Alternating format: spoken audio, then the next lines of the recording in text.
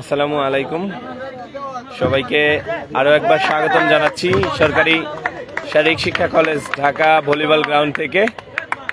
আন্তঃ হাউস ক্রীড়া প্রতিযোগিতা 2026 এবং ভলিবল টুর্নামেন্ট দিয়ে শুরু হলো এবং আজকের এই মেগা ফাইনাল দিয়ে কিন্তু শেষ হলো আজকের এই ভলিবল টুর্নামেন্টের। এবং আজকে সকাল 10টায় কিন্তু ক্রিকেট টুর্নামেন্টের শুভ উদ্বোধন হবে। ইতিমধ্যেই শাহ আলম হাউস তারা জয়লাভ করেছেন।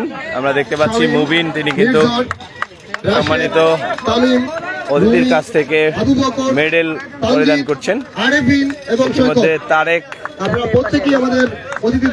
তারেক ইকবাল খান হাউস তারা রানার আপ হয়েছেন, 2-1 সেটে তারা পরাজিত হয়েছেন।